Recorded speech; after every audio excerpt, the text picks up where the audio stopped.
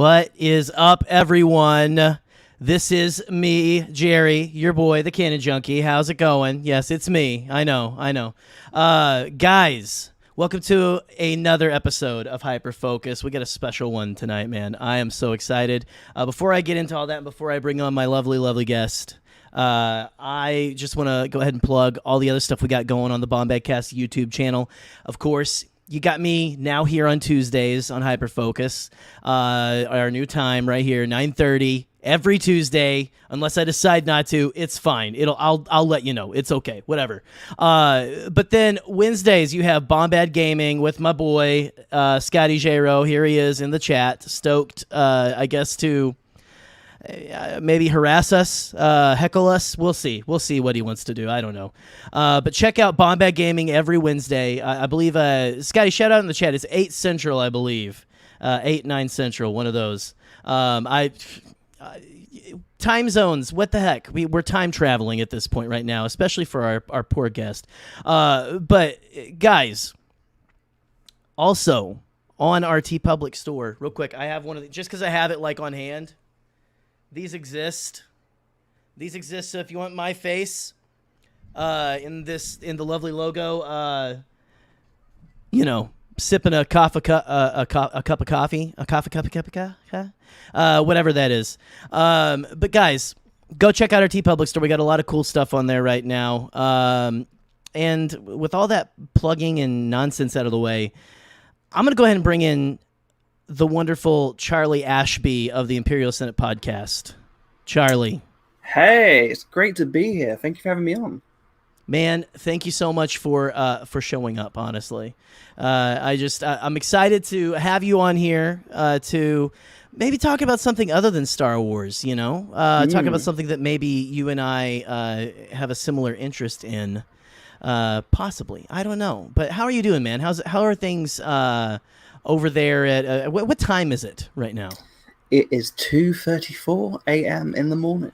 Okay, so we will make sure to keep it down. We'll keep it down for I don't want to make anyone mad out there. Oh, absolutely. Yeah. Anyway, I mean, look, Charlie, we can talk about whatever we want. We can talk about I've got my setup for Ghostbusters here. I was just showing Charlie. I've got all my Ghostbusters shit out on my shelf and everything.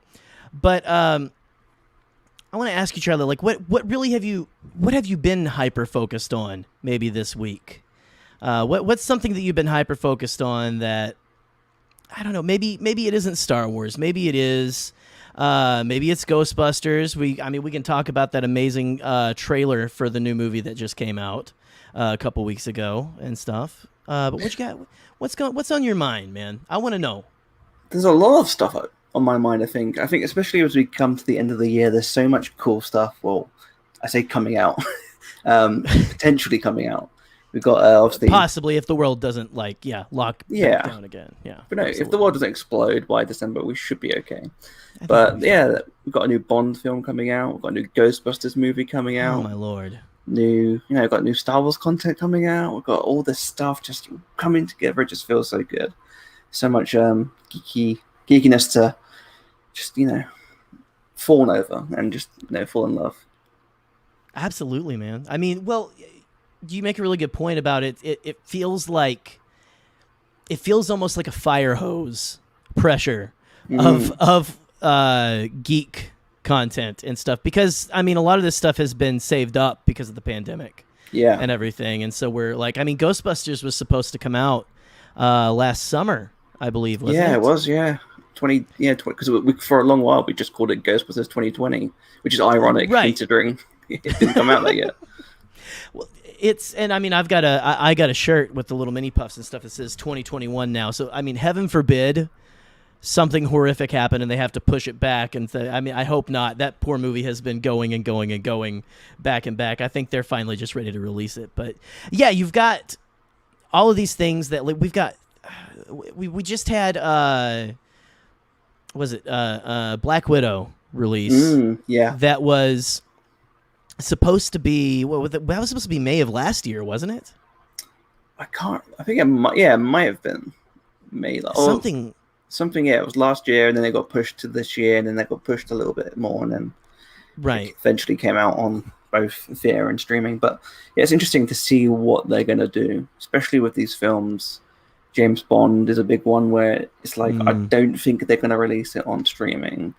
Apple tried to buy it for like a ridiculous amount for streaming. They said no. So it's like, that's a frustrating one as well, because that's been pushed so many times. And I can just imagine the marketing, the money spent on marketing must be ridiculous. And right.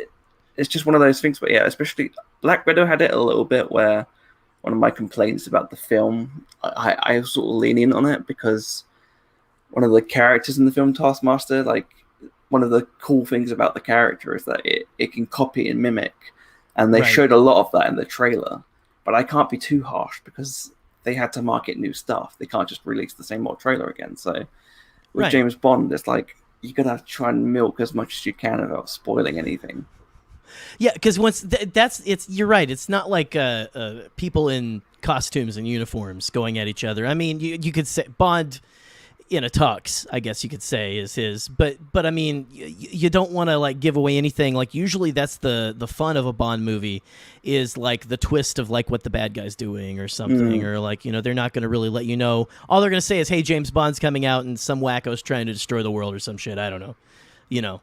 Yeah, and you want to show those key sort of action sequences, but without spoiling all of it, which I feel like sometimes some trailers do that. Yeah, no, absolutely. And I mean, I feel like they've been doing a little bit better with that recently with trailers. Because I worked at a movie theater for, from like 2005 until 2012, just about. And I mean, just in that time alone, they gave away more towards the end of that time. They started giving away a ton just for several years. Just like, I mean, everything. It was like, we got to get butts and seats, so let's just... there is a segment of the population who likes to know what they're getting into before they like spend their money, I suppose. And I just I don't get that. I mean, I guess that's why it's so popular with, you know, people staying home watching movies and things like that. You know, you want to. I know it's expensive to go to the theater and everything, and I know where we are right now. I know the frustration that a lot of those guys have. I mean, it's been on. Was it Denis Villeneuve? Denis Villeneuve today was talking about. I didn't even read the whole thing. I think he's sad that he's. He said that the film shouldn't be streamed because it's the equivalent of riding a jet. I feel like a jet ski. No. Speedboat right? In a bath.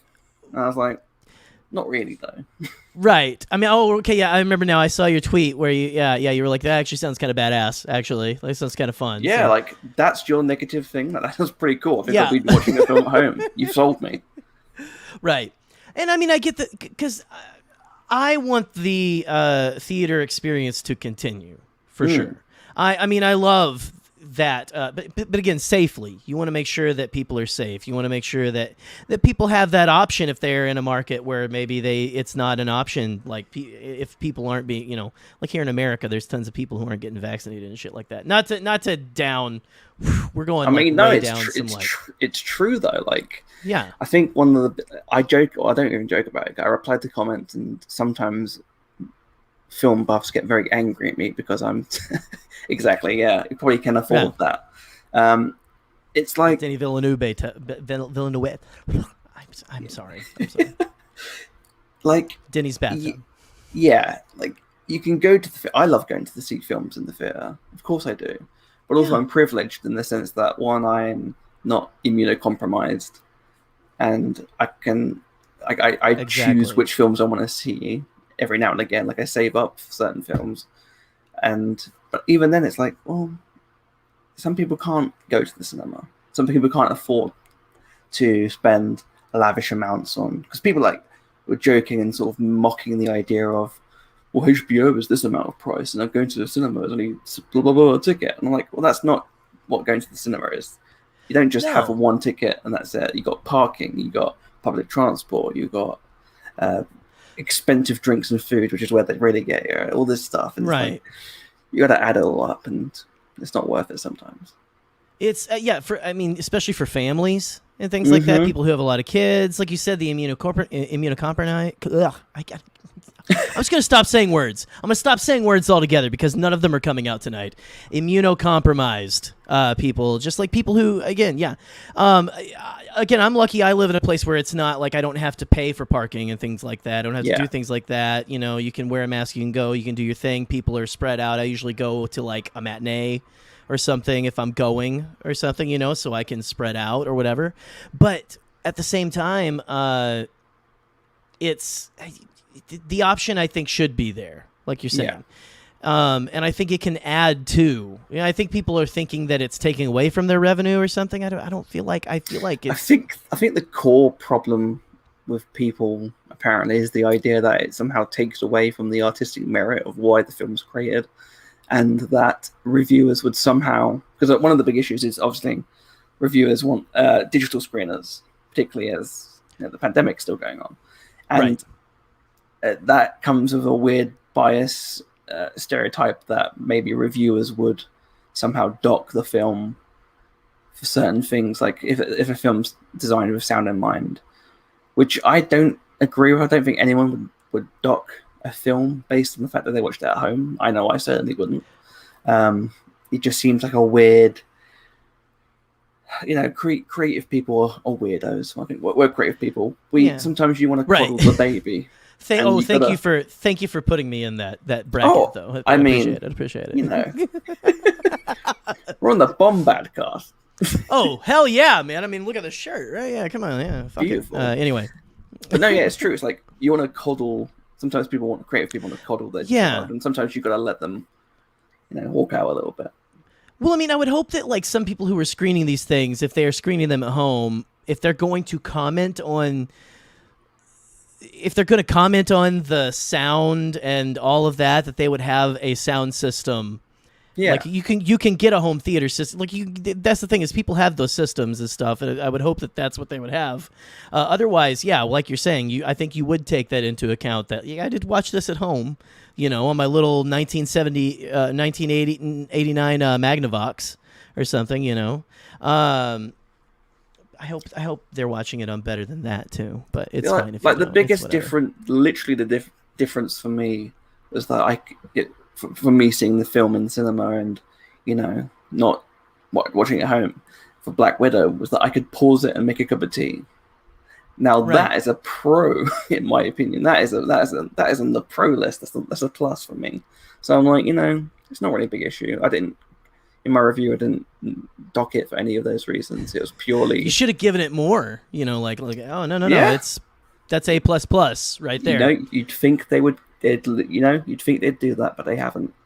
They're foolish. I don't even know. Yeah, I know. It's like I've had to explain to my toddler why you can't, pause a movie when you go to the actual movies and stuff. And it's like, that's one of the worst things to try to get into their heads. It's like we can't pause this and come back and watch it later, so it's fine. Yeah, I think she was like, oh, they could pause the movie if we're late, right? No, they can't. No. The movie starts at the time it starts. It doesn't start when we get there. And you know what? I feel like you should be able to pause it, because one of my biggest issues with films and theaters, like the theater experience, is that I hate people, and I don't want to. It's a 50-50 card, man. Sometimes it can be I love the community experience of watching a film, like going on opening night. I miss so much, like going and watching like something, the energy of being with other fans. But you could also have a lot of assholes, a lot. You have to curate your experience well, and that's what you spot on. Like going to see Star Wars midnight or Avengers midnight screenings. They're all fans. You're gonna get a perfect atmosphere. Otherwise, I don't want to smell your food, your stinky food. I don't want to hear you coughing. That's probably me. Sorry. I don't want to hear someone say, "What's going on? Who's that?" Just sick of it. But Charlie, I mean, AMC here in America, they play. They have. I don't think they have any AMC's over there or anything, but they play a thing before. That says no talking. Show what they say. What is it? They play a whole thing. We have an incredible one where it's Mark Strong. Who has one of the best voices of all time. Lord. Mark Strong? Yeah. Being like, shh. Like, turn off your phones. listen. It's great. People still don't do it. That sounds incredible. Real quick, Steve Palpatine is in the chat here. Yes, I am having James Corden on. Thank you for. Well, the difference with that is that I'm funny. It's that's you heard it here first. That's all I gotta say. There's some good shit. The chat's on fire right now. I also would watch the shit out of Denny's bathtub. That would be be workable though. It'd just be full of sand. A lot of worms and shit like that. So many worms. Yeah, it's like worms not comfortable. and all that. It's bullshit. But anyway, yeah, no. So I'm very excited for the movie theater experience to come back full force, but you want it to come back again, like you said. We want it to come back safely. You want it to come back, and it is like you said. It's so hit or miss for some people. You should be able to decide what you're gonna do, but there are like a ton of movies. I mean, Ghostbusters Afterlife is one of them. You know, there's several that are just like in theaters only, which is if we weren't in the situation we were in, would be like, oh, cool. You know, that's kind of a badass, like, put that on a T-shirt or something, you know. But I don't know. I think I might venture out to see it, depending on what things look like. It's November, I think. At this point. Yeah, I think so.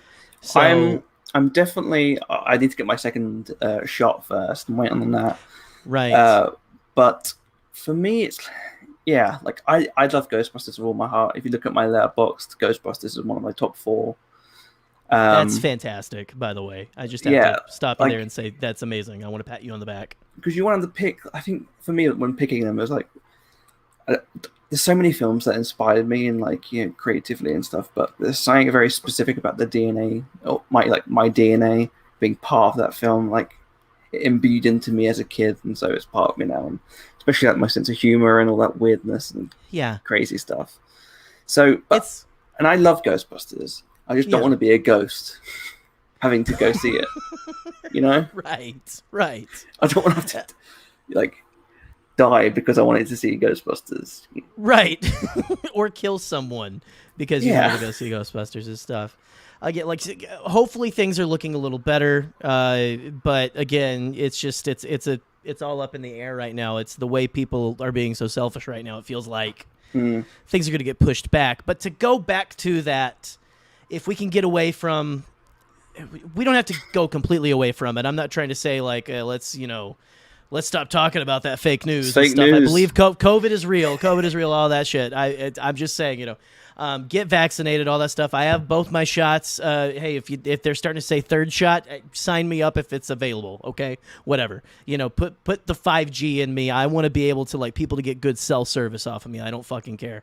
Okay, but let's get down, I guess, to why Ghostbusters is in your DNA, because I don't have any pics of myself, but I remember. Okay, so I was born in 1987. Okay, I think I'm a little older than you, just a little bit, probably ancient. I don't know.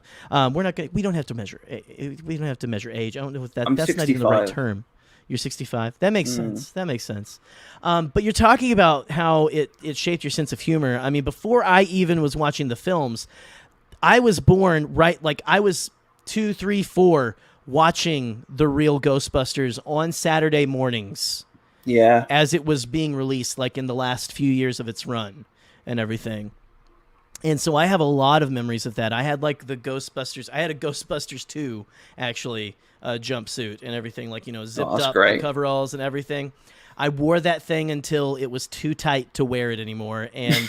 I'll tell you, the day that I decided to not wear it is because I put it on because my dad and my uncle were working on something in my house. So they put on their coveralls, and I was still a kid, but I was 3 when they got it for me, so it was small.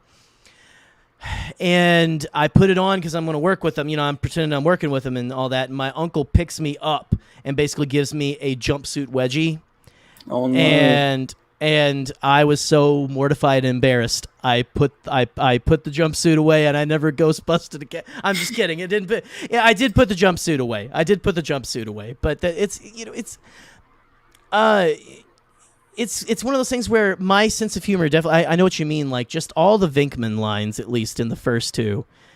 that's how I talk to babies. Sometimes, like I was always like I talk to babies like he talks to to Oscar in Ghostbusters 2. Yes. You know, it's like oh, you got completely berserk, you know, all that kind of stuff. I love that shit. So wrap him up in the jersey and everything. Yeah, like what's your earliest memory? Like, did you start off on any of the cartoons, or did you go straight into the films? I was never really the cartoon sort of person. I don't think I ever watched all of the cartoon fully, but I was always. I haven't seen all of them, but yeah, I was fully into the films.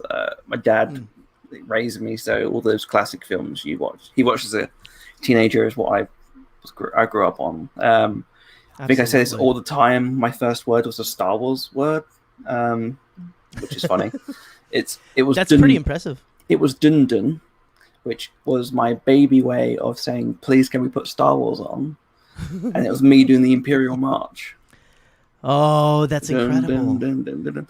So that's amazing. They just plunked me in front of the TV, put the VHS tapes on, and I'd be gone for like a while. I was the perfect child in that sense. Like, just put me in front of the TV, watch Star Wars, and off to another world for God knows how many hours. And it's the same with the other films. Like all those films that came out around that time, Back to the Future, Ghostbusters, all of that. You know, Back to the Future, Ghostbusters, E.T. was a big one for me. I still can't watch E.T. without crying. It's just one of those impossible things. I got it on 4K a couple of years ago and watched it. I actually watched it with my kid, and it hits so well still. You know, and she was very young at that. I think she was like 2 at that time. And she still was, you know, just, I mean, some parts. I mean, she didn't pay attention to the whole thing, but she still, like, was locked in just because, the character design and the way that they do that film is just so endearing. And so it's magical. I think it hits for everyone. Those ingredients are just so perfect. And I just don't know what it is. Like, maybe it is, I don't know if it's nostalgia, though, because Ghostbusters wasn't out for that long, I don't think, when I was born. I've been about, 10-ish, 12 years. So it was not like 1984, I think, was the first, and then 89 was the second. Right? Yeah, so it was only 7 years since Ghostbusters 2 came out. So it's not like it was fairly recent still. So I don't know, I guess because I think it stands at time, basically, because it's such a great film. I still love Ghostbusters 2. I'm right there with you. I'm right there with you. I think it gets way too much hate. I'm telling you, even if there's an apocalypse and I'm the last human left, I'm going to be spending my time debating the fact that Ghostbusters 2 and Gremlins 2 are phenomenal. And I will stay on that lane forever. This is fantastic right here. That's a great mixture, because I was also into Teenage Mutant Ninja Turtles a lot when I was a kid. Yeah, me too. But Ghostbusters, Teenage Mutant Ninja Turtles, dinosaurs were all my first loves before. That's all the toys I had before I even got into Star Wars. When I was just a little older, I think I was 6 when I finally watched it. When my parents finally sat me down and watched it, and I mean, I never turned back from that either. But it's just, Ghostbusters has always been. It's always been one of those things. But yeah, I mean, I'll bang that drum with you. I don't get why, Ghostbusters 2, I mean, aside from the fact that I guess the logo is the ghost doing doing a 2, and it's actually on the car and it's actually on their jumpsuits and stuff. But I mean, it's the 80s. What are you going to do? Yeah. And it's still kind of cool. I kind of like how they I'm hoping here's something I'm hoping. I am hoping that they don't. I don't think they're going to. I hope they don't pretend like 2 never happened in the new film. Yeah. I don't think they will either. I'm worried because, I mean, Ecto doesn't have any of the shit on it and everything. I think that was Ecto 2, though, wasn't it? Yeah. Although they did update it again in the game. That's true. They really did. That's true. There's so much you can get into. I'm really hoping that they do. You were saying that you hope they don't ignore 2. I'm hoping they don't ignore the game. Do you think that would still be canon in there? I would think so. I mean, it was written by them both, so why not? I mean, it could still fit. It just feels like that's something that I actually wrote down. Did you think that anything from because I watched I watched a very quick version of the game movie today. I watched like an hour version that was basically the story with just the cutscenes, and just to refresh my memory. And I mean, they do a really good job of blending the first two. They do a fantastic job. Yeah, in fact, I think it improves too when you rewatch it. I mean, and it feels like they're doing the same thing kind of with Afterlife. So that's what I was wondering, if is this them were doing this version and that game exists. It's kind of cool. I mean, that was one of the last things like that Harold and Dan wrote that. They did, yeah. I mean, a lot of the jokes in those cutscenes are still solid. They're still so solid. I mean, there's a moment at the end. Basically, you find out that if for those of you who haven't played, you should go play. Nick, I don't know if you're in the chat. I know he's been recently playing the game. He is a giant Ghostbusters fan. I don't want to spoil it for you, but basically, Ivo Shandor becomes a big character in the game. But when you're fighting the final boss, I forgot that this existed. I don't know if you've played it or watched through it recently. I remember every detail. Dude. It's from the original Ghostbusters 3 script. So really? In the 90s, I think it was. No, 90s, the noughties. There was been so many Ghostbusters 3 scripts, but pretty much the main one that Dan Aykroyd tried to do for ages was they go to hell. And that's pretty much, they reused that for the game, which is pretty much what we see. The idea of hell actually being some sort of like other dimensional place. And I really like that concept. I thought it was really cool. I loved that. I mean, I remember hearing rumblings of that even in the late 2000s, where they were like, back when Bill Murray was like, nope, I'm not going to do it. I'm not going to do it. And they were talking about him being dead and being in hell or something, or like being a ghost for like 5 seconds and stuff. Mm-hmm. I mean, all of that stuff sounded great and everything, but I mean, just talking about like how it had all the that was Harold Ramis's last performance as Egon as well. So I mean, I would hope that does stay as part of the story for sure. But he has a great line at the end where they're fighting the final boss, and he goes, he's like, I'm a god. And he goes, we eat gods for breakfast. And then it ends, and Ray looks at he goes, eat gods for breakfast? And he goes, too much? She goes, no, I liked it. Like, it's so spot on, like the way they get the humor. It's great. It's perfect. Yeah, like that whole game is a lore mine for me. I love the lore of Ghostbusters, so when they delve into it, like that whole sequence in the first film when they're in prison and like they lay out the blueprints, and it's like human sacrifices, and all the prisoners are like, they're about? Are we all getting this? You're all getting this? So be good, for goodness sake. Whoa. He's coming. Oh man. And I mean, there's something still so pitch perfect. They have a scene like that in every movie. Even in the game, they have the scene where they're like talking about how bad things are going to be to the mayor. And that's their like, they have all these big things are going, and then Peters is always kills him. He goes, how'd you like disco to come back bigger than ever? You know, I mean, it's just, there's something about what they created that is it's still so true to. It's not silly. It is, but there's an air of like seriousness to the way that they handle the paranormal stuff. They do their homework, and a lot of that has to do with Aykroyd's background. Yeah, he truly believes in it, and I feel like that comes across. Like that's why it works so well. It's like you said, it's a combination of the silliness and also the scientific stuff he puts in there. Like it seems believable. Right. And I mean, it's funny people dealing in those situations and stuff for sure, you know. And you were saying like, how did it affect my humor and stuff? And I feel like you said, like Venkman is just such a like all of that. Bill Murray's performance, just the sarcasm, the wry humor in moments of danger. And one thing I do like doing is whenever there's a piano, I play the two notes and go, they hate this, and nobody gets what I'm talking about. Right. I've done that so many times, and yeah, people don't like in high school, all that stuff. We'd go to the music room.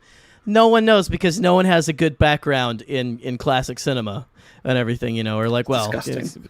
it is disgusting. And I know some people might, stick up their nose at me even saying Ghostbusters is a classic of cinema, but come on. I mean, Ghostbusters is it is part of this. I think just it is a big part of the pop culture zeitgeist. Still, Yeah, absolutely.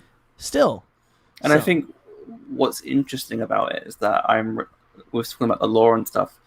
I really hope they don't ignore the game because there's a lot of stuff in the game I feel like can lend to the film. If we were talking about the new trailer, there's so much Shandor stuff. And the Shandor Mines, right? Yeah, Shandor Mines. We see a statue of Gozer in the last trailer. I mean, we see the demon dogs. We see all this cool stuff leading to, I'm guessing, maybe the return of Gozer, which would be interesting. Maybe something.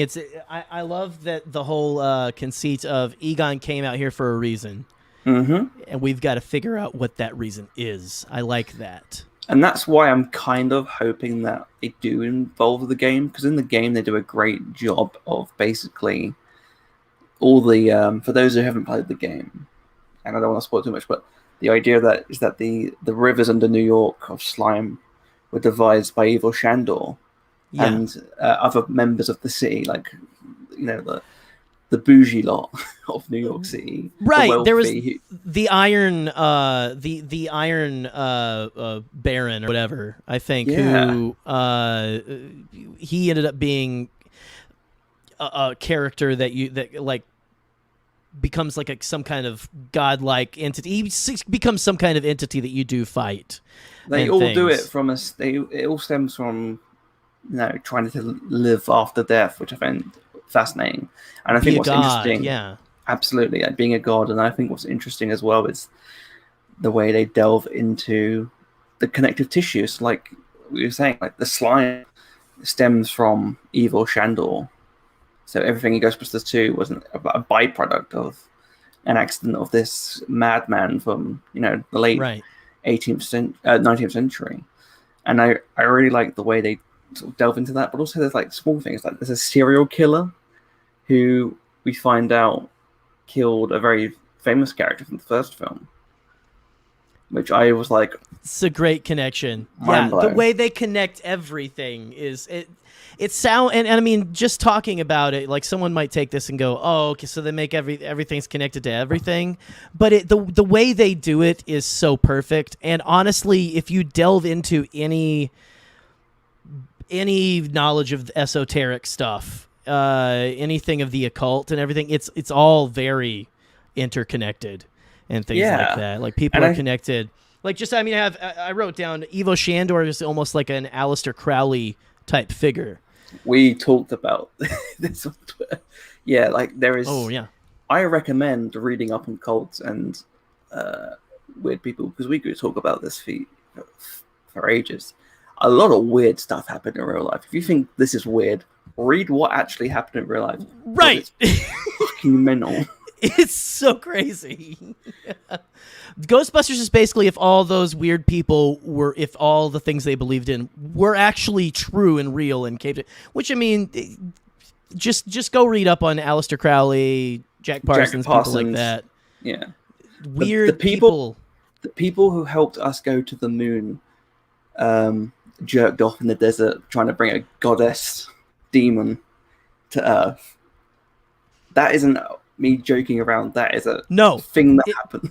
That is a real thing. That is a real thing. Even, I mean, you've got L. Ron Hubbard, who's connected to the creation of Scientology, was big into this stuff, or at least for a little bit. He got into. Yeah, he was in Thelema.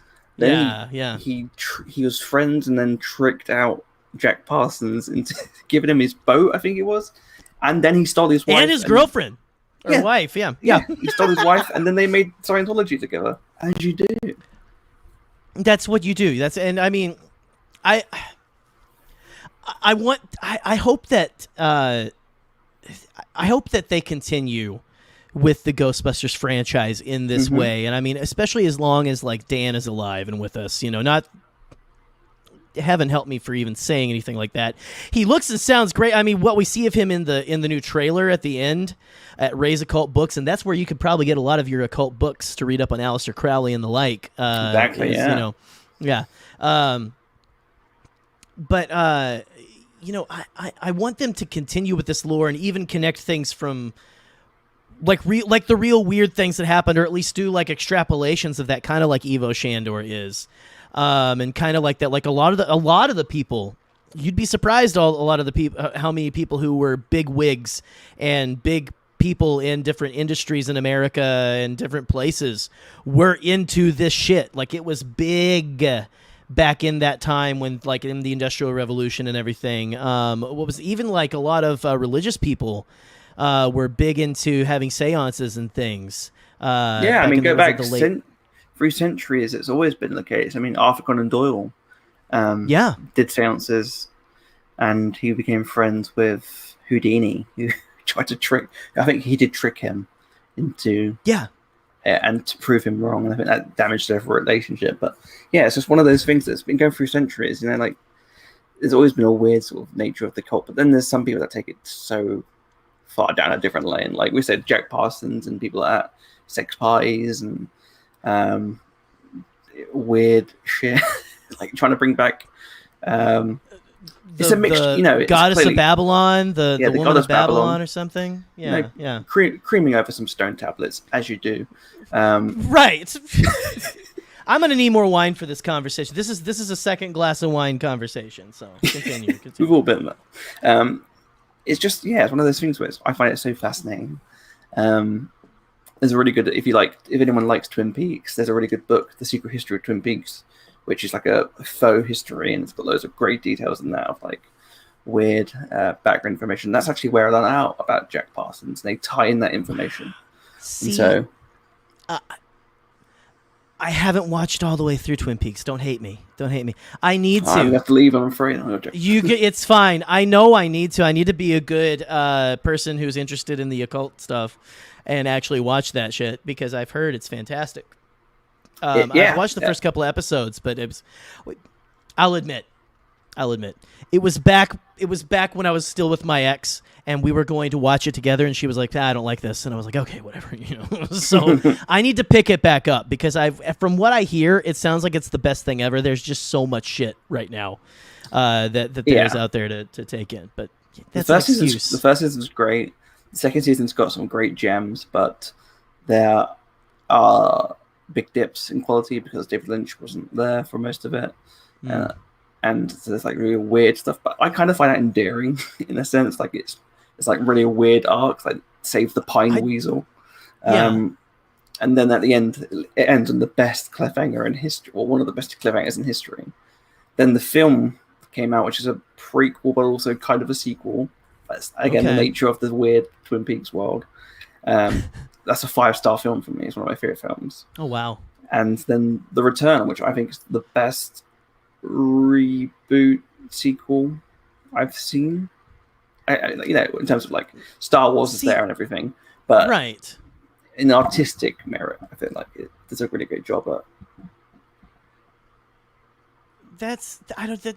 That's honestly what made me want to get back into it is hearing people talk about The Return, frankly. Yeah. Because I mean, I listen to now the way I get a lot of my occult stuff is through a podcast called, I don't know if you've heard of it, The Last Podcast on the Left. Very entertaining, very crude, and but also extreme. They do their research. It's very informative and stuff. They'll do true crime. They'll do paranormal. They've done an entire series on L. Ron Hubbard. They've done an entire series on Aleister Crowley.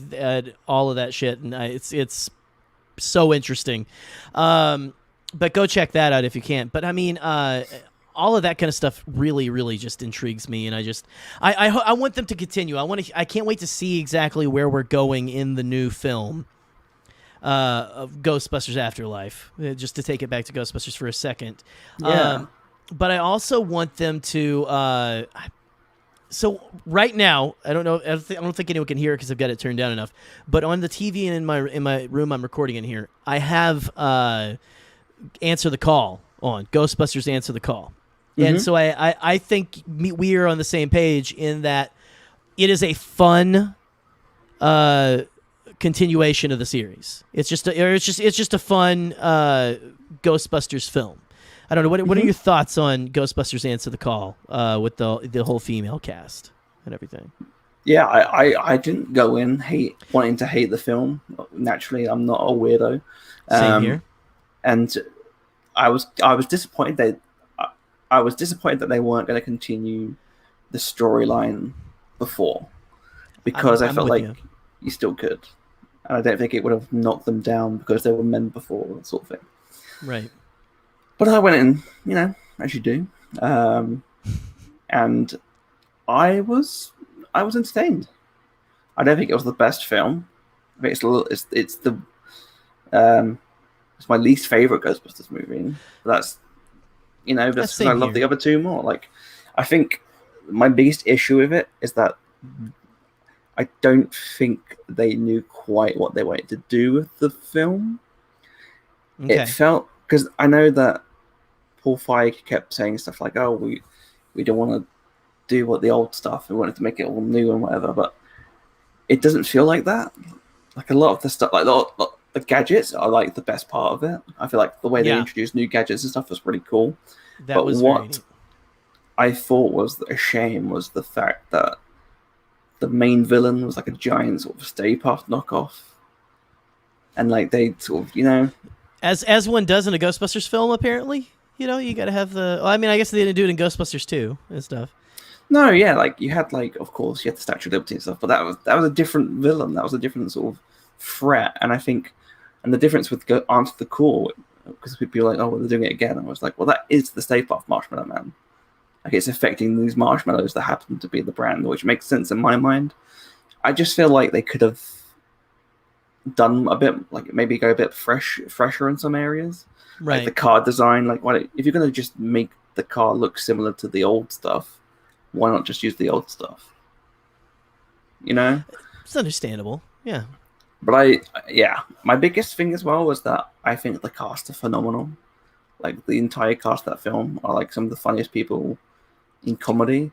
Chris Hemsworth is one of my favorites from that entire movie. Just making him great. The Janine character. Mm-hmm. I think what is this? What's the character's name in there? I forget Kevin? The name. Kevin. Oh my lord! The way he his glasses without the lenses and stuff. He's like, and just the whole thing. Like, he's got a cat named My Cat. He's like, the name your cat, My Cat? No, Mike for Michael, and Hat, Michael Hat. Like, it's just, there's so many. Just it feels more. It's more modern comedy. Like, it feels more like Ghostbusters to me. I know there was this kind of debate. Again, I love it as well. I think it's a great continuation. There's always still possibility that it's just different enough. You can make it an alternate timeline, an alternate universe, which would still fit very well with the whole paranormal stuff that Dan Aykroyd is into and everything. It's already in the comics, right? For me, it is an alternate timeline because they bring it up in the first film. Gozer isn't from our dimension. Yeah. Gozer travels to different dimensions, chooses a form, and when returns to that dimension, it can only be that form. That's why when Gozer returns to our dimension, it's always going to be Stay Puft, which is fucking hilarious. Right. It's so great. Which is what, you open up that doorway, you can have anything. And I feel like, the ultimate goal, I feel like you should have a film where the new Ghostbusters meet up with that Ghostbusters. Because I feel like if you have maybe some better writers and who can best utilize that talent, I feel like it might win some of the other people over. And I feel like you just quite across Ghostbusters crossing the streams. Yeah, absolutely. You've got to it's. I mean, they. I don't know if you. I haven't delved too much into the comics because there's a ton, but they do cross over. With the Answer the Call timeline and everything. And I mean, it's a completely different, they have a full story in those comics. Yeah, my only issue... They've gone up to modern day and all of that. The only issue of the comics for me is not because... This is not me being like, the comics don't count, blah, blah. I love comic books, but sometimes... but also, I think Ghostbusters have also done crossovers with Transformers They done crossovers and with the Teenage Mutant Ninja Ninja Turtles. Yes. So, you know, yes. take it with a pinch of salt. That's IDW. I mean, they take all the action figures that people used to play with, like us in the 80s and 90s, and like they say, let's just smash all that stuff together, like Which you was used what we to did when you were a kid. as a kid. Yeah, like Yeah, and I mean, they're great stories and all that, but just you can totally do a whole. You could have a new franchise where we're gonna do an Answer the Call universe movie this year. We're going to do, now we're going to do, this is the original timeline kind of a thing. We're going to do one of the, and I just, I think there's just a lot of potential in there, especially again with just how, I mean, just squeeze every last drop of occult knowledge out of Dan Aykroyd's brain while you can. Because, I mean, that man is just a fount of knowledge. I think his father and grandfather were both paranormal investigators, weren't they? were they? I didn't know that. That's crazy. His father, I mean, his father for sure was an investigator. His entire family is steeped in creepy, and that's kind of one of the things I love about Aykroyd and everything. Is he's so like he even has claimed to have had a run-in with the quote unquote Men in Black and things like that. To not even get to get even more esoteric and just conspiracy. That's how deep Aykroyd is into this and everything. And I love the man.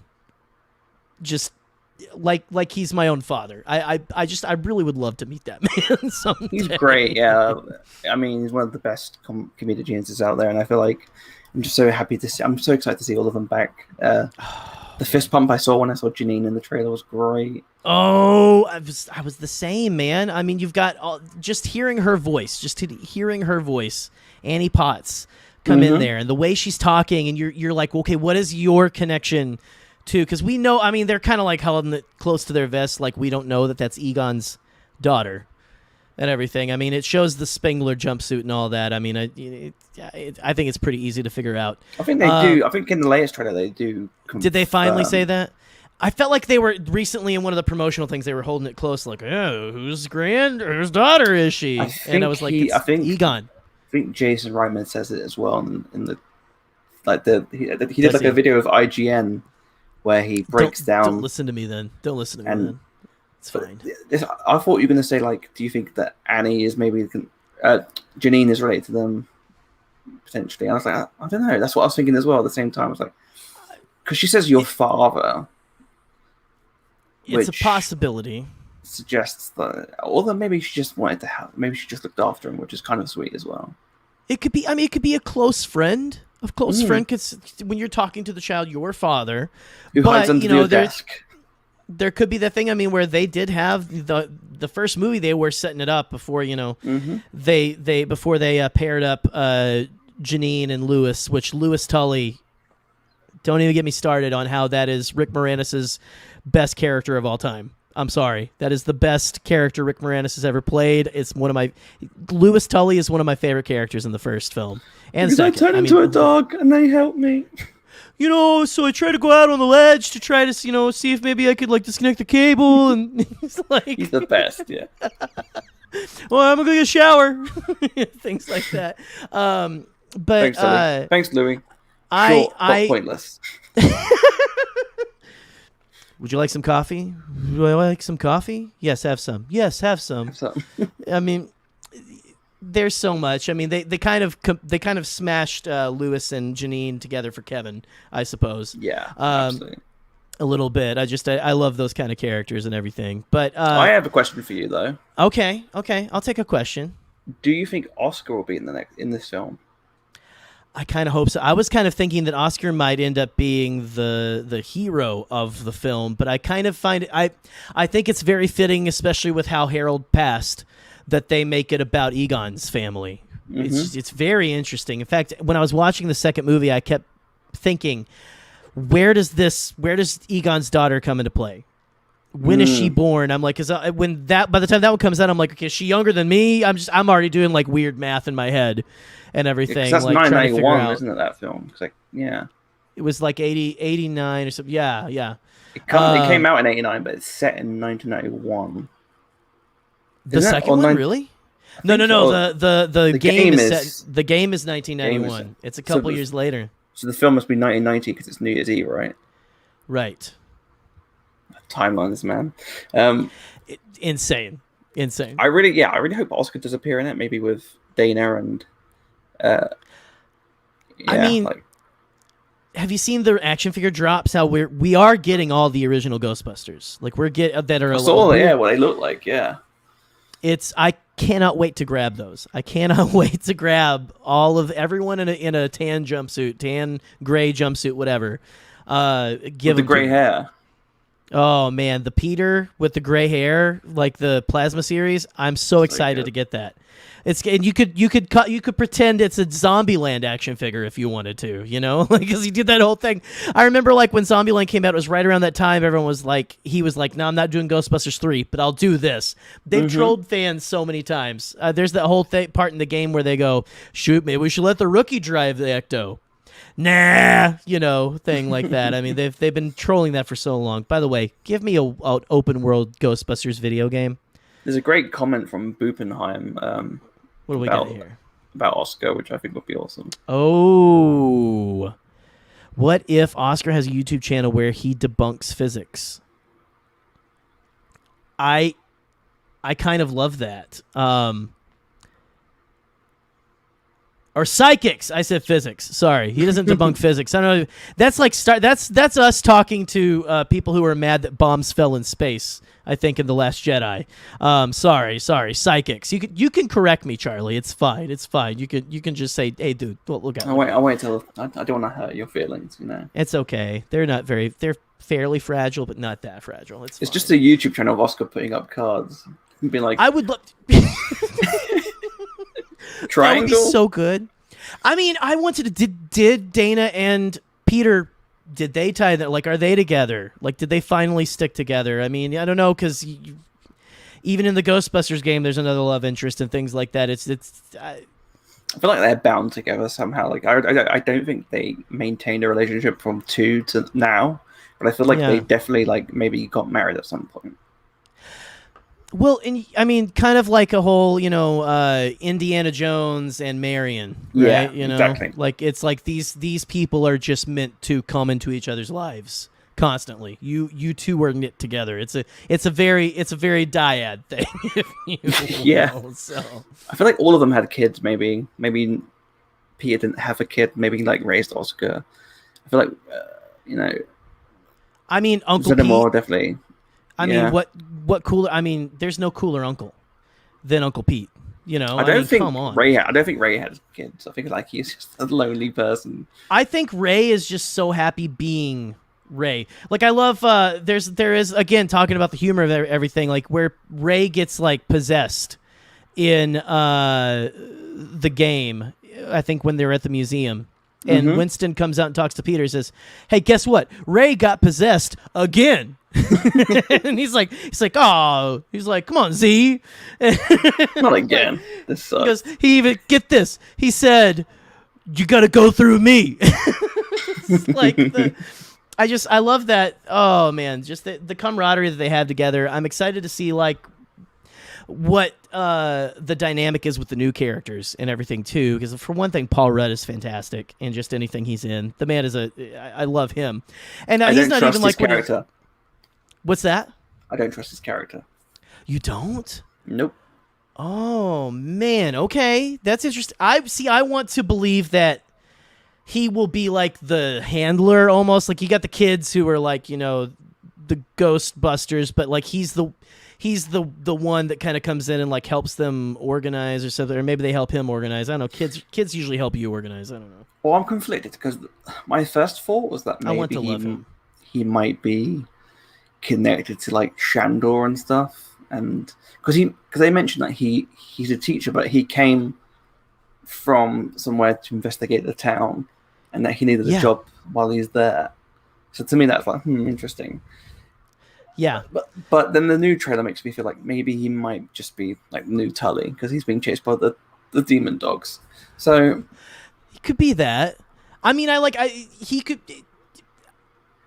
We don't have to have the 4 Ghostbuster like period, right? Like you could just have like an entire team of people and stuff like that. Yeah. I'm so endeared to him, especially after the Mini Puff reveal, where they show a clip where it's got the classic like Elmer Bernstein The best score, and just like reenacting something. I can't tell you how many times I went on a trip to Walmart with my mom, and I would pretend like ghosts or dinosaurs or something was attacking the store, and I was the only one. Like you're a kid, you're with your mom shopping. What are you gonna do? You're gonna like daydream, do things like it. So I can't tell you how many times I did that to actually see like something happening in a mundane place like that is somehow so Ghostbusters, but also just such an interesting concept. I know product placement and all that kind of stuff like that. I kind of love seeing, as long as it's not too overt, real life places like that, because it just very much grounds it for me and things like that. So yeah, another thing I did in like ex-relationships and stuff was whenever I had a happy time, I would just hop like Peter does when he gets the date with Dana. Yeah, with the leg or something. Yeah. Like no one else will know what I'm on about, but in my head, you have that theme. Like I swear, if Sigourney Weaver appears on screen and we hear that little Dana theme in the music, I'm gonna weep. I love that. It's one of the most beautiful themes. It's the best, one of the best musical themes in cinema, in my opinion. It's so good. I just it's instantly recognizable for me whenever I hear like any of that Elmer Bernstein music. It's just, I mean, and that man, I forget some of the other things that he scored. He scored a lot of like very like classic films and all. But anyway, real quick before we continue any further, I think it's time we took a couple of live callers if they want to come in. If you guys are brave enough to come in and talk occult and Ghostbusters with me and Charlie, go ahead. I put the link in the chat, so go ahead, hit that link, join us, and I'm gonna play the intro music for the live chat call in right now.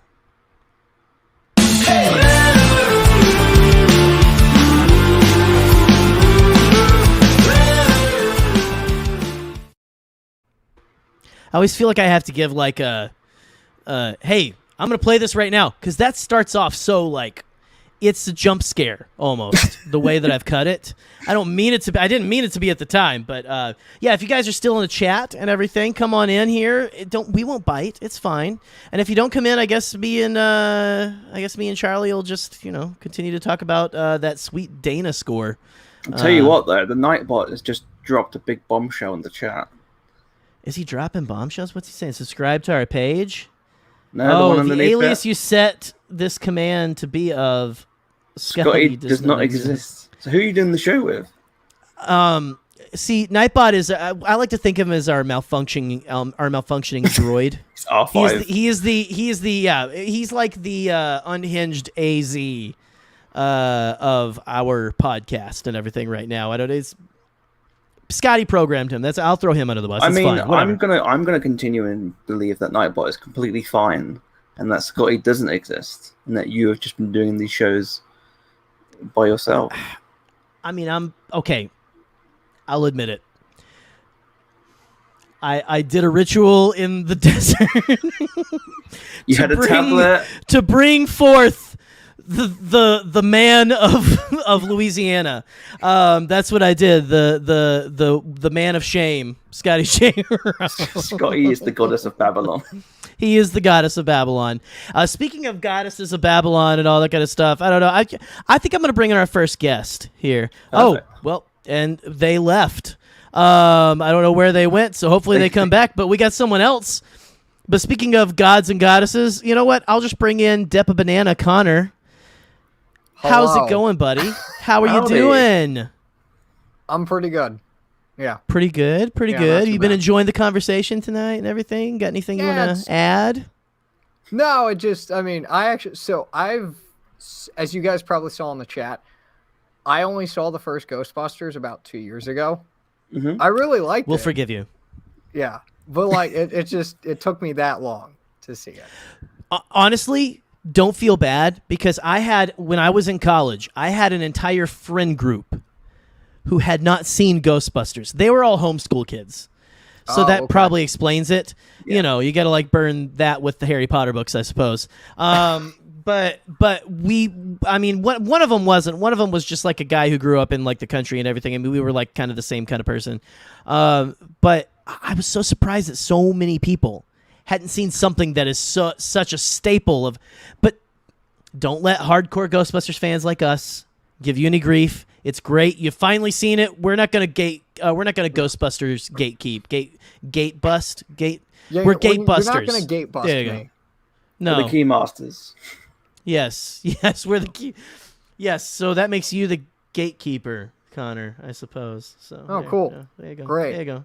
Yeah, I've become the welcome. very thing I swore to destroy. All it means is that you have to make love to us on the exposed open building so that we can bring forth Gozer.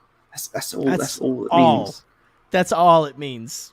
Okay. I mean, where are we we dropping? can get a good thing going right here. I mean, look at this. There's already camaraderie. You know, Yep. like we're very generous keymasters, as it were. So there you go. Just so Oh, I you. got you. Yeah, that kind of like when you guys were talking about how like you don't try to give people grief about this. That kind of reminds me of how just when I was in college, when people would tell, I was always known as the Star Wars guy in college, like unsurprisingly. Right. When people would tell me they've never seen a Star Wars movie, they would always expect me to react in like a what and just kind of like freak out at them. And it was never that. I was just like, okay, if it's not your thing, it's not your thing. I highly recommend you check it out. Right. But if you don't like it, you don't like it. You're not someone that's going to go on YouTube and grift their way into hating Star Wars. So it's like, I mean, how bad can it get? Right.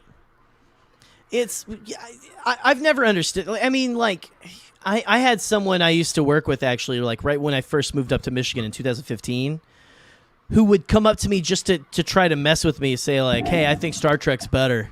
Just, I mean, he was joking and stuff, but he was like, "Does it make you mad when someone says a Star Trek's better?" I'm doing his Michigan accent and everything. I mean, he was actually a cool guy. Like I would still actually talk to him if I saw him. He was cool, but. It was kind of a thing where he also did a lot of like, because I come from Arkansas, like, oh yeah, you guys don't wear shoes down there and stuff. Yeah, you guys. Yeah. I hear you guys eat a lot of roadkill possum, you know, all that kind of stuff. Like he was a real fucking comedian. So yeah. Maybe I hate that guy. I forget. No, What a 180. but no, that's awesome. Well, Connor, hey. Do you have anything else that you want? Like, I thank you for coming and stopping by. I love that you've been stopping by pretty much every Monday, or well, No, it's it's Tuesdays been now. great. Yeah. No, I don't really It's have much fantastic. else to add. I mean, just my Ghostbusters fandom is very limited. Have you seen compared to you Ghostbusters guys. 2? Say that again. Have you seen Have you seen Ghostbusters 2? I have not. There you go. That's your homework. Ooh, that's your homework. You got it. You All right. got to get them all in. Got to get them all in before. I mean, me and Scotty are going to do a Ghostbusters episode before the new one comes out. By the way, a Bombad Okay. cast. So just saying. Maybe we might need to do like maybe we'll get like a watch along going a couple weeks before or something where we'll get like, you know, the first Ghostbusters, the second, and then something that would be kind of fun. I'm Yeah, no, planning that would at be this cool. point. But yeah. It's not again, we're keymasters acting like gatekeepers, and that shouldn't be a thing. But listen, bud, hey, I'm going to push you out for right now. Feel free to kind of hang out and watch from the green room. But Connor, thank you so much, bud, for stopping by. And I don't know, may the force be with you. Who are you going to call? What's I don't know, whatever. Pick I'm going to your call the catchphrase. Ghostbusters. That's who I'm going to call. There you go. Cool. All right. See you, buddy. See ya. All right. I don't think he heard you. I think I pushed him back into the netherworld there. The void. Too soon. I pushed him into hell for a second. Oh, sorry. Okay, let's bring someone else out of the depths for a second here. This is someone who has been very excited to come in. I see her like very like excited, getting prepared to come on. Here she comes from the netherworld. Boop. I'm here. Hello. Whoa. I am in fact from hell. Boop from hell. So are you saying that you are in fact Jack the Ripper? I'm not saying it. I'm not denying it either. Okay. Maybe Spring Heel Jack would be a bit more apt. do jump very high. I like Spring fire Heel Jack a little sometimes, more, honestly. You know, At least Spring Great Heel comic. Jack has a laugh and stuff, you know. I mean, he's almost like he's almost very he's like inappropriate on the borderline of rapey, but not quite too much to be like, you know, he'll box your boobs or something, and then he'll like bounce away, maybe breathe blue fire on you or something. I don't know. yes. Charlie, what are your thoughts on Spring Heel Jack? Have you seen him recently? Have I seen him recently? We went into the pub the other night. He punched my boobs a bit and ran off. It was intense. No. Did he run away going, yeah? He did. Yeah, it was very I think it was Spring Heel uncomfortable. Jack. He really left me alert. Yeah, it sounds like him. He's very It was him. he's a scamp, but I mean the man is very proper. That's all I'll say. So or whatever he is, you know. He'll call you Metal the next hat day, it's fine. and whatever. He was kind about it as well. You know, he was nice. Yeah. It's fine. Thank you for bringing up Spring Heel Jack, though, just because like those stories are. Go read up on Spring Heel Jack, Spring Heeled, not Spring Hill, Spring Heeled Jack. Those of you in the chat, if you're interested in anything we've talked about, like Charlie was saying, the real reports of things and real life, the weird things that have happened in real life. It far outweighs the weirdness of films and TV sometimes. You just go check out some of the actual reports. Not saying that actually happened, but there are actual reports of a man who breathed blue fire on people, had red eyes, and jumped over garden walls and stuff. That's why they call him Spring Heeled Jack and everything. Yeah. It's very odd and strange, and he did seem to always like push someone down or inappropriately touch someone and then like jump away, probably laughing like whoa, you know, kind of a thing. Then, as a journalist, that's 100% just someone, probably some drunk lunatic who just pushed people over, ran off, and they were like, "Oh, he breathed blue fire." Yeah, I will jumped say over the garden wall. Yeah, I recommend picking up a book called "The Five: The Untold Lives of the Women Killed by Jack the Ripper" by Hallie Rubenhold. Okay. She is she like promotes the victims, because I feel like a lot of these conversations we have about these famous cases, particularly in the 19th century, we tend to forget that these were actually people who were murdered. Because we're so caught up in the removed the idea of Jack the Ripper that we see his name everywhere. People sell shirts, they do tours, blah blah blah. No one really mentions these women's lives. They always have derogatory terms for them because they were prostitution, even though that was the only way to make money for some people, especially, you know, like class systems and stuff. So it does a good job of going into that. There's a really good documentary about it as well. They did a BBC program recently about the book, and they had, I think, one of the descendants visit the grave finally and put some flowers down. It's really lovely. But I recommend that book, not to be a downer, but, you know. No, I mean, share some insight. Writing it down right now. That's very interesting. I love that kind of stuff, like that true crime kind of stuff. Like that's one of the quintessential cases back then, like a serial killer before, and probably copycats and things like. I don't know. I don't even know. There's so much that goes into that whole case and everything. Yeah, it's a mixture. It's very of interesting. Press, obviously, making stuff up, some newspapers. I mean, no one truly cared about the women back then either, because they were women of the night and everything. That was just kind of, and I mean, even they were just women. Yeah, that was kind of that was the thing back then. They didn't care. And today, like, we still see shows and stuff. We're about still it, the same. I don't think anyone could name their names. All 5 women, you know, and it's not just them either. It's like it's me right now. Like I mean, we love true crime. I love true crime. Yeah, and sometimes you do forget. Sometimes the narrative of some documentaries and stuff tend to sway in the weirdness of the weirdness of the killer, when really it should be like, who cares? Who cares about these people? Yeah. Who cares about why they did it? Chad. Exactly, like the whole. That's why I love everyone making fun of Ted Bundy now. Is great, but I don't even want to see his face when people joke about him. Like, just give him the attention.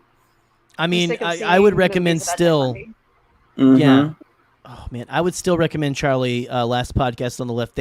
All they do is make the killers sound like a bunch of just dumb idiots. because I mean they make fun of them for the idiots and maniacs that they were.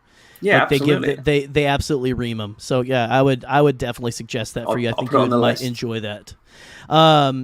But anyway, Boop, did you have anything that you wanted to bring up? Anything? I know you had said that you're like you can't wait to come on because we're speaking your language and everything. I know you and I both are actually last podcast listeners and very esoteric. Like you said, we're both from hell. There you go. That's the Big way time. to put it. Yeah, I am absolutely fascinated by not just true crime, but the weird occult boom of the 1800s, like the late 1800s. That is my jam. I love reading books about that era. I love watching any YouTube video I can really get my hands on. I like the specific one that I've been looking into recently is I think it's called The Second Coming of the Robot God. That's not Robot God. But basically there was a tiny little coven of occult worshippers who built an automaton in a tiny glass box who they believed to be the second coming of God. And the townsfolk got like so riled up about it that they burned down the dude's house that built the automaton. And that is just the most metal story I have ever heard. That's very metal. Like, I'm down for it. I believe that. That's God. Yes. He's in there. He's in the automaton. That sounds horrifying. By the way, he's in the weird wooden metal automaton with weird, weirdly real eyes. So yeah, they always have weird little doll eyes. Did the automaton survive? I don't think so. Probably didn't have God in it then. I mean, maybe God's in the air. Maybe it's Vapor God. You just gotta huff that sweet God vape, my dude. Like you just got. I mean, again, Charlie, you're right. We shouldn't make too light of a lot of this because real people probably were hurt and killed in all of this. But at the same time, you wonder if like if any of them survived, were sitting on the curb after that happened, and go, I guess we really miscalculated, guys. I don't know. I really just think that we might have. That was God. I think we might have made a miscalculation on our part. I'm still convinced that this is just Return of the Jedi, isn't it? This is the Ewoks going, oh, they seem to think I'm some sort of god. Exactly. I mean, they never like despair. Like, so still to them, he's like, oh yeah, it's the Golden Gate. They should really like. I'm not all the way through Ewoks, but I don't know if they get into like some weird, just like esoteric thing where they're worshiping a graven image of C-3PO. In that show, there's a moment where Wicket masturbates over a stone of C-3PO. It's great. Yeah, they try and summon the Scarlet Ewok to make a moon Ewok. That's like right, because it's actually a prequel, right? So right before it happens, like he masturbates over something that looks like it's right. Let's think about Little Wicket, just going to town, going ham. Let's just think about it. Right? I mean, when don't take a moment and think about it. There, that was the moment. There you go. Listen, Boop. Do you have anything else? Right, that's why he's blinking so much later on. Exactly. Like it's just I don't know why, but he lost a lot of moisture. I guess he needs to really wet those eyes. Boop, do you have any other points or anything you wanted to bring up? Watch Twin Peaks. I'm going. Twin I'm Peaks going is to my have favorite to. show. Well, I'm going to put real quick because I know Boop and Jackson got me to watch this, and I'm going to put this to Charlie. I don't know how much you love cartoons, but have you seen Gravity Falls on Disney Plus? I have. I think I've seen some episodes, and I have heard of it, and I know that. Like I'm aware of all the lore and stuff, and how there's like a connectivity to Rick and Morty and stuff like that as well. Yeah, it's a quick 2-season binge. Mm-hmm.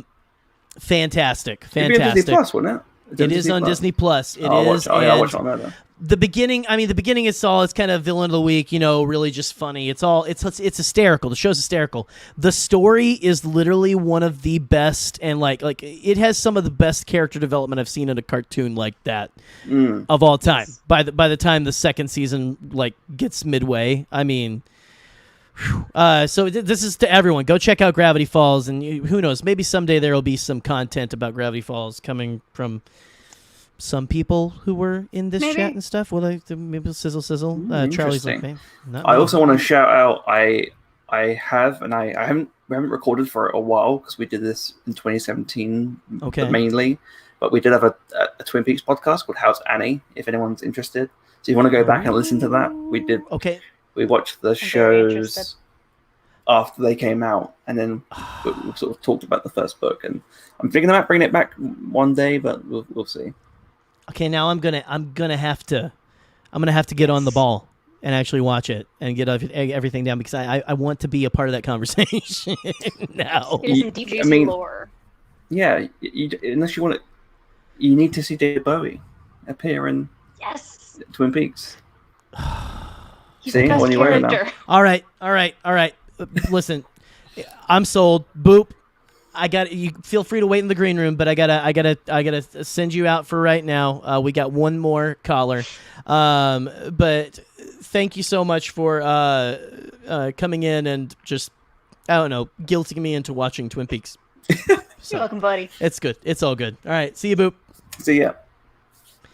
Okay, back to hell with her. No.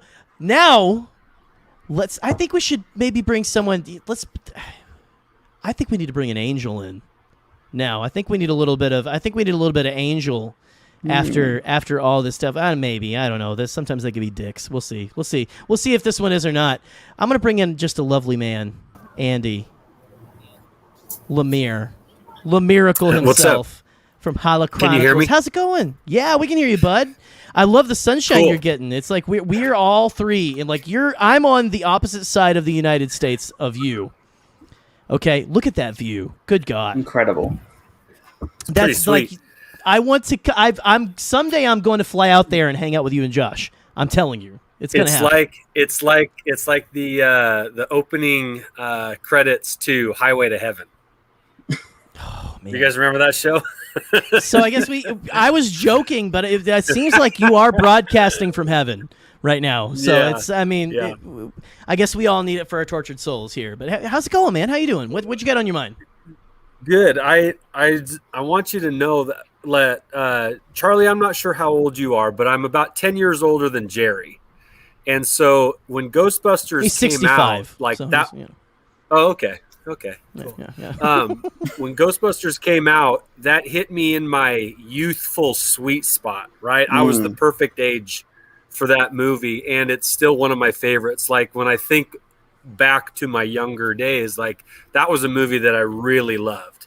And it's weird because I'm not like dealing with the occult and spiritualness freaks me out. Like just generally, like I cannot. Me too. I cannot watch more than 20 minutes of The Exorcist. I never have been able to. Like I just. Oh shit. That's still can't. scary. Like, and so it holds up. But Ghostbusters playfully did it, and nobody was really that scarred because of it. And what I wonder is with this new movie. They got some marshmallow on them, and that was about it. Right. And they were heroes and celebrated, and then into Ghostbusters 2, which I also agree with you, Charlie, is a fantastic movie. Good. Yeah, absolutely. What I wonder is, in this new movie, are we going to see like a tortured Egon who was unable to let go of some things that happened because of constantly dealing with spiritual matters that weighed heavily on his soul, that kind of a because people that do that, and I'm even talking like pastors and priests that end up retiring, and they've seen and experienced a lot through people, and the world can be heavy, right? And that's counselors, the same thing. And so are we going to get like we won't obviously see him, but like, what's the picture they're going to paint of him in his last days? Like, is he optimistic about ending it for good? Is he beaten down because he's never been able to squash it all? Or, what kind of a mindset was he in at the end? I I think I had a theory actually watching the latest trailer, which made me really sad because I feel like it could potentially happen, which is the idea that obviously the film I don't think it's going to be exactly like the Ghostbusters we're used to. It's not going to be like half and half horror comedy. I feel like those elements are obviously going to be in there, but I feel like it's going to be very dramatic as well. Yeah. And I think one of the cores of the films might be the idea that obviously Egon wasn't very present at home with his family, and that maybe his daughter felt a bit, not connected to him, which is why she fits with the house. Han Solo-y. Kind of, yeah. Like, and Yeah. like maybe she didn't fully appreciate or didn't know that he loved her because he was so invested with the work and molds and fungus. And I think there's a shot in the trailer that made me really sad because I'm like, I think Egon is going to be in the film because there's a light that moves, and I'm like, is that him? Like, moving and like telling her, like giving her information. And if they do that, I'm going to be crying in the cinema. I feel like I'm going to be a mess. And I feel like it would be maybe like he points it to a direction to like maybe, I don't know, with like materials for the Ghostbusters to use, or like notes that from him to her that she never got to see or something. I think that'd be really cool. So, you know what? Now that you say that, I kind of hope you're right, because in any movie, and I'll even reference The Rise of Skywalker in this, the most powerful moments to me in cinema are always between like parent and child, right? Mm-hmm. And it's that word 100%. That was never spoken that was finally spoken, right? Yeah. Like the estrangement, like you say, might exist between him and his daughter. Like, she never thought she always took second place, to the work that he was doing, when in fact the work he was doing because of her, or something like that. And she ends up finding out and realizing how much she meant to him actually. Exactly. Which just fortifies, the words of a father, are so big, and the missing words are just as big, So if they do something like that in this movie, they're really going to hit a chord, with people who don't know anything about Ghostbusters. It's going to hit them because they know too. I mean, if all of us have parents. I mean, that's a fact of life. Everyone has parents somewhere, whether you have a relationship with them or not. I mean, I guess is the question. But I mean, I think you guys are both right. In fact, I would love to see, like, we have the whole conceit that he went out there for a reason. The reason probably being maybe he went out there to protect, because he knew something big was going on out there. He went out there to protect, but knows that he gave up a lot to do that he probably shouldn't have, the way that he did it. So just, to see kind of maybe a redemption arc between a father and a daughter, that's going to really make me cry, because I am a father of a daughter. So I'm probably going to be an effing mess in the theater. Dude, I mean, it's between parent and child, yes. Father and daughter, I mean, the Bad Batch, pardon my French, fucked me up many times this last season. I'm saying it really did. It's hard, I mean, I just said on Twitter, I was just rewatching. I watched the part where Wrecker gives like, hey, here's your room, and I'm like tearing up just watching, because I'm like, it's, you got a room finally. It's for her, and it's her own space. Yeah, I mean, I'm gonna be a mess. I was bawling in Rise of Skywalker a few times, multiple times when I would go to see it, and you just hope people aren't close enough that they feel the seats shaking from your sobbing. So it's and then some people were saying, "Oh, why this doesn't feel like a Ghostbusters film? Like, Ghostbusters was never dramatic; it was always funny." And I was like, I don't know if I agree with that completely, because there's some really great moments from those films, which, I mean, yes, the whole point of these films is that we do care about the characters. There's one of my favorite moments in the first film is when they stop Gozer, and then they look at the statues, and they think that Dana's dead, and Ray has that like little joke of, smells like burnt dog or something. Dog, and he's like, "Oh, I'm so sorry, Peter," and he genuinely feels that, and you can see he feels sad. And then you get the elation when you see the hand come out, and that music swells, and that's not just comedy and horror. You have to have a mixture of all of it, and I think this film will definitely have all of those as well. what I think Ghostbusters does a really good job of, and I'd like to think it was intentional, but so if you think about what we teach kids in kindergarten about fire safety, it's absolutely horrifying, right? Here's what you do if your friend is on fire.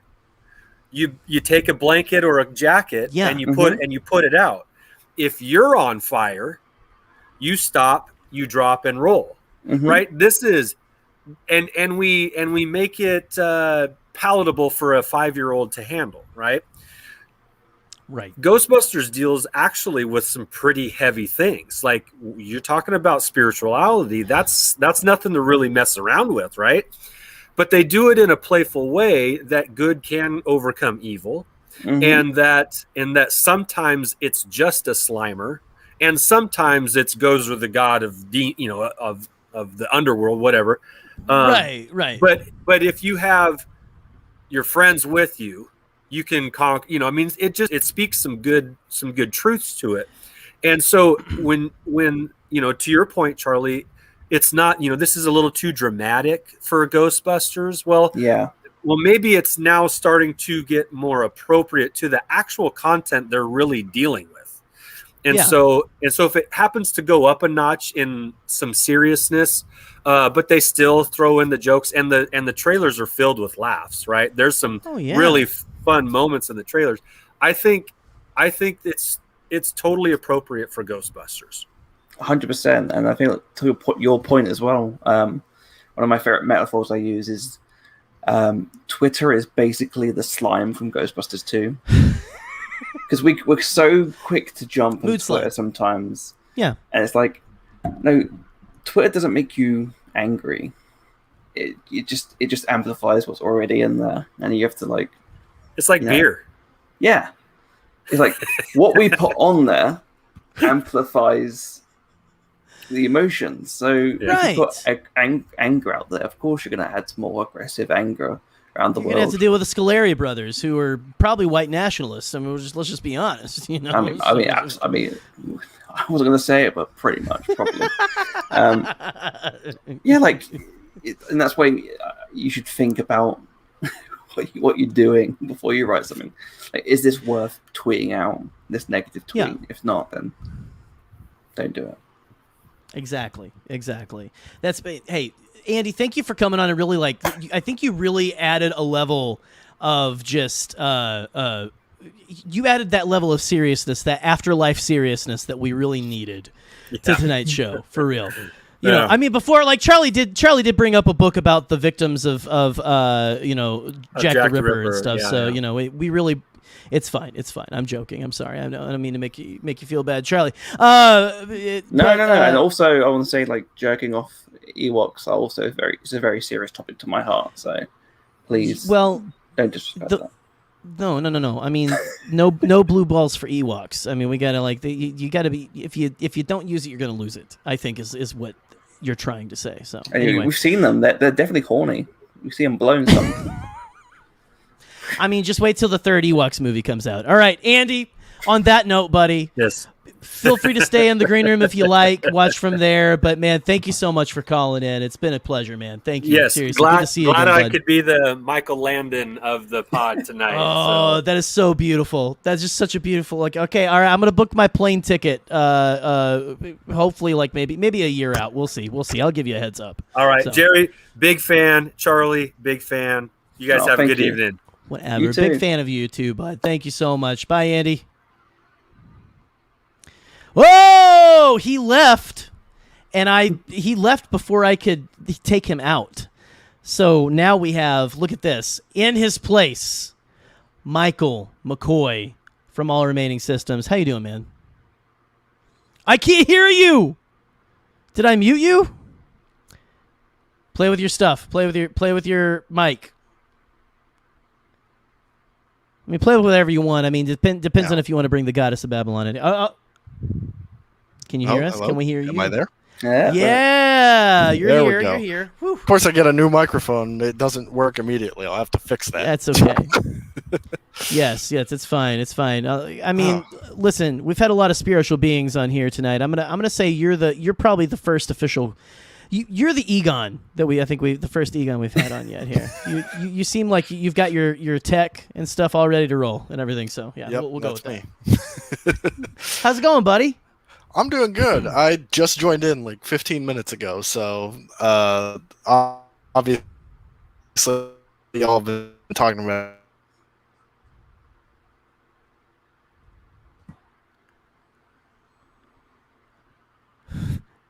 Egon, are you there?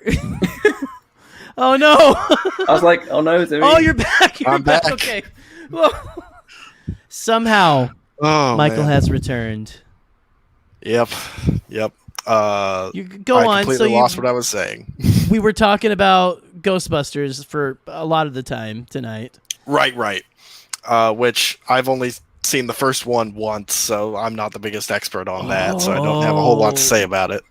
Michael, I will give you a hard time about it. That's fine. I deserve it. We already And have I- a gatekeeper though, so we can't take another. Like 2 Keymasters is fine. 1 gatekeeper though at a time. I mean, that's all we can handle. So. Of course. Nor do I have a whole lot to say about the supernatural stuff, because that's, again, not my field of expertise. So I just wanted to come in and say, hey, love the show. I'll catch the replay after. Thank you so much, buddy. Glad that you stopped by, and glad that you got I don't know, all those bugs worked out finally. There, Finally, so hopefully, it's fine. Who knows? Well, maybe contact Spin or someone, But anyway, I didn't get to greet you with your proper greeting either. Dark greetings, Michael. Dark greetings. It's good to see you. Okay, all right. Well, Michael, thank you for stopping. I love you. You do always stop by just to say hello on these shows, and I love it. I love it. I do like the idea of you saying, I don't know much about the supernatural, but then your greeting is dark greetings. You know what that's from, right? No. It's so me and Scotty and Michael did a couple of episodes on the entire Jedi Prince series recently, and Jedi Prince.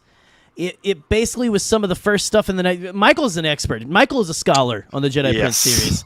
It's Palpatine's 3-eyed son, his fake 3-eyed son, and a Jabba's bunch father. of more acronyms than Scientology. Honestly, is the way I describe it to people in those books. And I mean, you sold me. The Imperials Go ahead, greet Michael. each other with dark greetings, and that's the origins of. They're mustache twirling, like in there. They have what is the book, the Bible, the Dark Bible they have? The that they go Dark on? Book of Imperial Justice. Thank you. That's what they were Thank going to you. marry Trioculus and Leia with.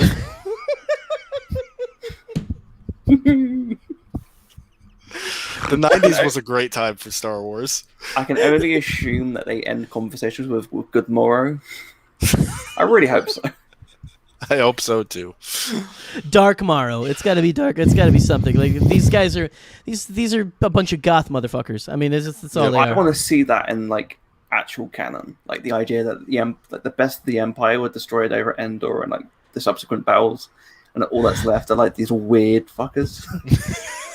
Like the Evo Shandors of the Yes. yes. I The mean, Jack basically, Parsons of Star Wars. I always say, like, me and Scotty also do, like, we've done a couple of Space Alex Jones episodes, and I'm like, Star Wars is essentially if Alex Jones was right about globalists.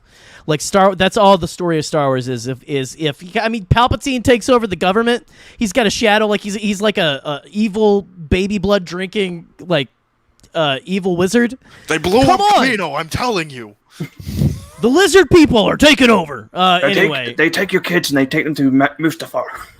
Yeah, they take them to Mustafar, they drain the Force out of them, and then they turn them gay. So yeah, it's a whole thing. It's a whole thing. But Michael, Reba Gaskin's anyway. a frog.